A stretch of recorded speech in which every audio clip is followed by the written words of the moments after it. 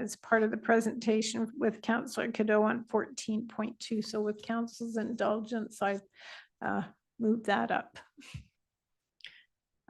Councillor Cadeau, did you want to do an introduction or we just turn it over? Yeah, I'm happy to. TRAC has been up and going now for several months. We've had our first meeting several months ago, and we have our next one scheduled for next month. As a part of TRAC, we have really wanted to come forward to council twice a year to give an update just with the status of things. So this marks our first update to council, our first update to the public with how things are moving along with TRAC. And so with that, I will turn it over to Tiffany. Thank you. Good evening, Madam Mayor and councillors and staff. As Councillor Cadeau has indicated, this is the first biannual on behalf of TRAC, the Technical Remediation Advisory Committee. And our hope is to keep it at a very high level tonight, not get into the technical details, with our full intent to provide you with digestible amounts of technical information and updates as we move through the process over the next few years. I guess I'm the one that's in control of this, right? Okay.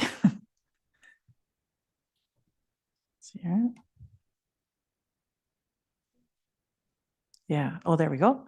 So this is the outline that we have tonight. I'm really going to probably move quite quickly. I'm assuming that you have this presentation in your documentation, and therefore there's a lot of details included in that for you to revisit. So I'm going to move quite quickly through the first 3 points and really kind of try and do the balance or the majority of the discussion here in the status update and the next steps, just so that you can see progress here in terms of what we're doing. So TRAC's terms of reference, back in April, you were all involved with approving our new structure for the Technical Remediation Advisory Committee. And so I won't really dwell too much on this, but essentially we're here to serve the township in a technical and advisory capacity, provide regular summaries of the issues at hand, and ensure that there's an appropriate level of review of documentation, reports, etc., that we receive, and that we have an opportunity to ask questions and bring forward concerns or recommendations from the township's perspective and in their priorities. We are focused on the legacy issues and of the environmental impact from the Lanxess property. And there's, opportunity for us in this forum to be able to make recommendations for actions by the township. Also, the public and regulatory engagement aspect is an important part of this, especially in the next few years. It's the TRAC meetings are a forum by which public concerns about the legacy issues and the historical impact and the remediation of those it's an opportunity for the public to be able to bring those concerns forward. Also, the forum provides an opportunity for updates from the Ministry of Environment, Conservation and Parks, the Grand River Conservation Authority, and the Regional Municipality of Waterloo, as various regulatory bodies and people that are concerned about the future of the aquifers in the area. Also, one of the key things that we want to accomplish in the near future is provide and recommend community priorities for the aquifer cleanup post-August 2028. And I'm going to be getting into why that date matters here in a few minutes. The structure is fairly simple.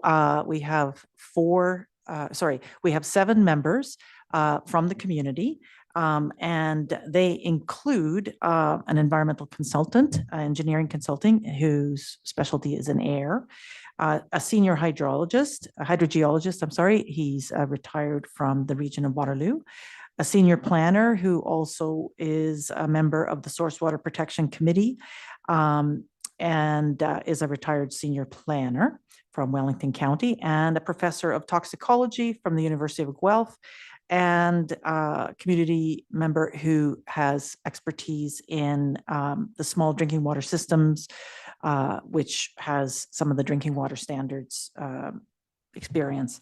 And also we have members that have a tremendous historical understanding of what has been happening in the community with respect to this legacy impact.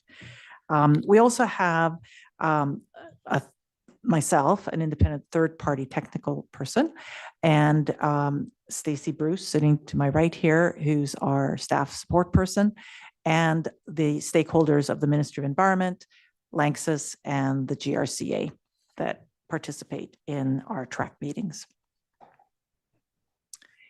I'm not going to get into this in any detail, but there are these regulatory tools and instruments that the Ministry of Environment has put in place over the years that really drive and guide what LANXESS needs to do, what they need to monitor, how they need to report the information, what they need to remediate by when. Basically, the original order came out in 1984, and there have been a number of amendments to that order that have addressed various things that needed to be addressed in order to see progress in the remediation. So the 2000 was the most recent amendment to the order, and I would say the environmental compliance approval that was issued in October of 2021 is really the document that sort of dictates what the annual monitoring reports and what the monthly progress reports look like and contain. But the details are there, and there's each of those amendments basically addressed a particular matter that came up over the years in order to move forward with additional remediation. This is another sort of concept that I think is important to remember when reading these documents. There's different standards for different things. So I wanted to, like, you might see the same chemical name, but there would be a different standard for a groundwater sample or a surface water sample or soil or sediment and air. So it's all of these things have been monitored, measured, investigated over the years. And so if you pick up a report, it's always important to kind of take a look at what it is you're actually looking at and why the standard might be different. So a little bit of an orientation here. Again, I just want to kind of give I find these pictures amazing just to see the changes over time. We're sitting there at the township office. Down the street on Church Street there is the LANXESS property. The south end of the property has the Canagagigue Creek, but the creek kind of runs through the property as well. You'll see reference to what's called the east side, which is everything on the right of the property there. But there's also east side of the creek on the property. So it's that's always something that you should sort of just be mindful of when you're reading different reports. That was back in 1930, that image. Then in the 40s and 70s, so the property has had some type of industrial activity really since the 1800s. But in terms of the legacy sort of activities that we're dealing with, really it starts in the 1940s and through to the 70s, where we had Uniroyal.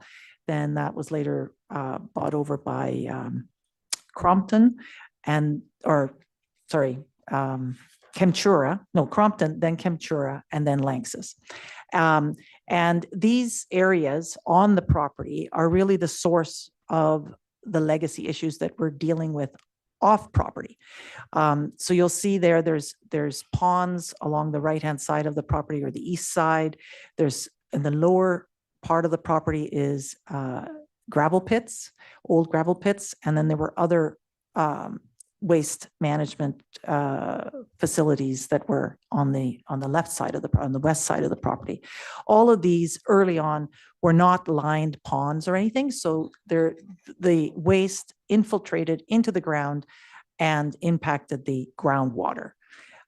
There was also excess runoff off-site, so that impacted soil, and then that soil moved into the surface water system, the creek, which then affects the sediment. So that's very high level sort of understanding of how the legacy issues really got going or started.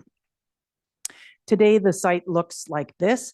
Those ponds and gravel pits were remediated in 1989, I think it was. And that now what we're dealing with is what was left behind. Basically, there's contaminants on the property and there's remediated groundwater off the property, but also we have some hotspots that still exist. So the areas of investigation, remediation, and monitoring that, again, when you're reading these reports, you've got an on-site containment of the contamination and monitoring. So there's contamination on-site that's being contained through pumping and treating the groundwater. But also there are measures to keep the soil on-site as well. There's also off-site containment and monitoring of groundwater and off-site containment removal of soil and groundwater in terms of getting rid of the contaminants in the groundwater and in the soil. And then there's what we call floodplain management, which includes the creek. So these are areas that are under investigation currently, and you will see a little bit more about what exactly that has entailed here shortly. So the Canagagigue Creek has had there was a historical risk assessment done, but since that original risk assessment was done, really the regulatory framework in which risk assessments are done has changed significantly. This more recent risk assessment has been done according to those new standards. And we received a first draft of that back in 2023. I think it was maybe 22. And more recently, we received a second draft when the ministry provided comments and the predecessor to TRAC provided comments. We are waiting for the second draft of this document, which should be addressing those comments, all being well. It should be coming our way in the not too distant future, hopefully this fall. This slide is strictly to make the point that the hydrogeology in this area is very complex. This is a schematic or a cartoon of the different aquifers or zones that groundwater exists. There you'll see terminology like the superficial aquifer, an upper aquifer, an upper and lower municipal aquifer. And these are all being monitored and treated specifically with different objectives and standards. The 2028 deadline that I mentioned refers to the upper and lower municipal aquifer. So the approach that has been taken to date has been one of containment and pumping and treating. So when you have contamination of this nature in a very, very large area, what you want is to be able to contain it, characterize it first, and then contain it, and then be able to remove as much mass over time as you can. Currently, we're at the outer limit of the benefit of doing this. We've reached a point where the concentrations, the benefit, the return for the effort of pumping is diminishing because most of the easily accessible groundwater has been pumped and cleaned. At this point, we're seeing sort of some wells where they are pausing pumping so that it sort of draws in more contaminants and then it pumps again. So these are ways of sort of basically squeezing out as much as you can out of the aquifer using pump and treat. So in this regard, the next steps are going to be really looking at ways to enhance removal of contaminants. And there are a number of technologies out there, but you always have to look at what conditions exist and why one technology might be better than another. So that's really where we're at now, is looking at some of that, those technologies, and to see what would be best in this particular setting. Again, on-site versus off-site, and upper aquifers and containment. These are concepts and things that you'll see in the documentation and that we will get into a little deeper in future presentations and updates. So the status update. Let me just get here. So remediation of the offsite municipal aquifer. As I mentioned, the objective is to have it meet the Ontario drinking water standards by 2028. Now, one of the sort of big concept questions that exists is that every single square inch of the aquifer or not that has to meet that objective? Or is it, if you put in a well and you pumped it, it needs to be Ontario drinking water standards? These are questions that we're going to have to grapple with as a community to establish what our priorities are, what our objectives are as a township. The other thing, obviously, is the fact that we have to start looking at other technologies to be able to get at these harder to reach aquifer areas to remediate what's left. It's the law of diminishing returns, basically. And it's very common for sites like this to exhibit these kinds of challenges. The Ministry of Environment has requested LANXES to identify next steps. And we are waiting to have a technical experts meeting to try and get into some of these discussions and sort of take action in an updated remedial action plan on next steps. There currently, I have put this bullet in here, there are currently exists constraints on using the municipal aquifer in any way, shape, or form right now. And they're driven by two aspects. One is the region of Waterloo's agreement to rest the aquifer in Elmira, and not to use it as a drinking supply for the region until cleanup has been achieved. So that's region mandate.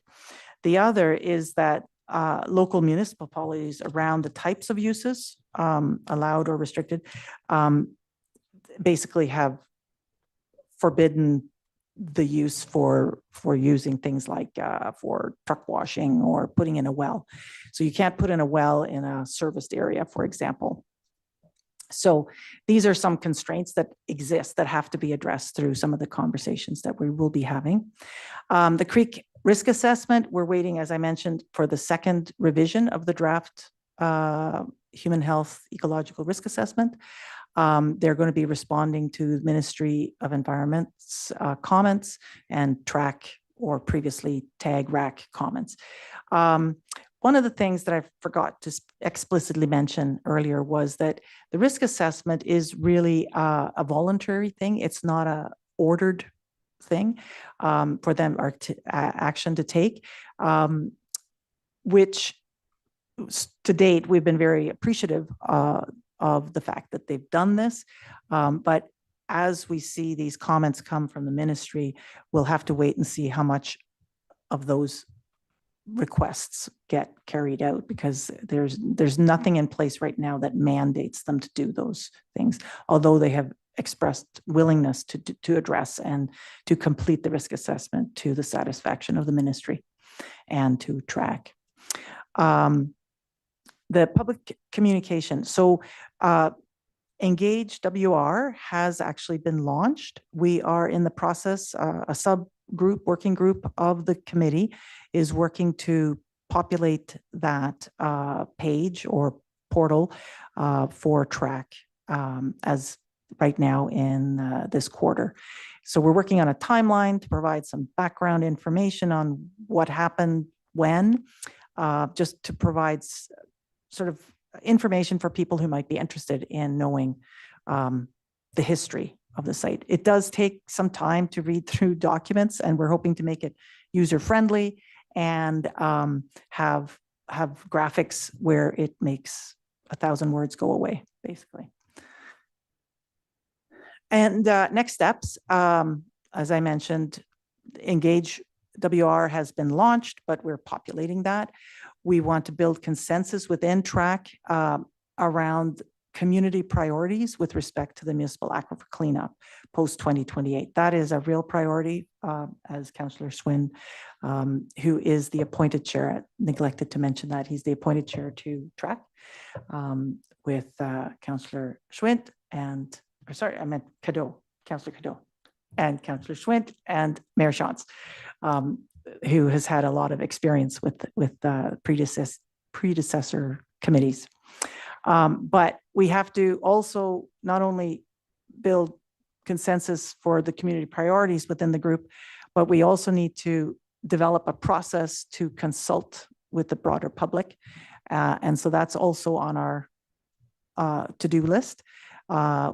These are best guess estimates as to when this might be tackled, and that's Q2 2025 is when we think we'll need to get that done, because we would like to have all this wrapped up by the end of 2026. Technical experts meeting has been scheduled in September, and that is also when our next TRAC meeting is. And additional resources, these are the most recent documents that I would point you to. These are live links to the Engage WR site where you can download those reports. In future presentations, we hope to just get into a little more visual mapping and showing some data around cleanup and things like that. But thank you very much for your time and attention. I know you got a long night ahead of you, so. Any questions? Thank you for that, Councillor Cadeau. Thanks, Mayor. Through you, thanks to Tiffany for that presentation. Really appreciate it. I think that I just have two questions for an interested audience, public who may be hearing about this for the first time. Can you just elaborate on, well, where do we get our water from? Oh, yes. And then I guess the second question is, we're pumping and treating hundreds, if not thousands of liters of water per day. What's happening with that water currently? Okay. For those two. Thank you, Councillor Cadeau, through Madam Chair. So we are currently, actually have been since the early 90s, getting pipeline water from the region of Waterloo. So this aquifer is in a resting state. It's being pumped and treated underneath our feet, underground. But the water that we are drinking from our taps here in Elmira are supplied from the region of Waterloo through a pipeline. The second question, sorry. What happens to that treated water? Oh, yes. So there's an enormous amount of water gets pumped and treated. It gets discharged, measured, monitored, and discharged into the creek. That's basically what happens to it. So there is an ongoing recognition that it's tremendous waste of good water, quite frankly, that's being discharged into the creek, and a lot of energy that's used to clean that water. And one of the things that has been discussed and looked at is how can we make a greener, more sustainable option in the future. So that's all part of the discussion that we're going to be doing. And that water that's put back in the creek is drinking water standard. Correct. It meets it. Yeah. To be clear for Yeah, anyone it listening. meets the Ontario Drinking Water Standard. Every drop of it.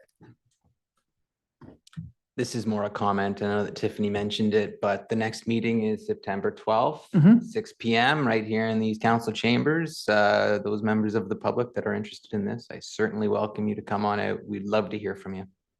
Yep. our hope is very much to engage with the public, and we're figuring out the process. Okay.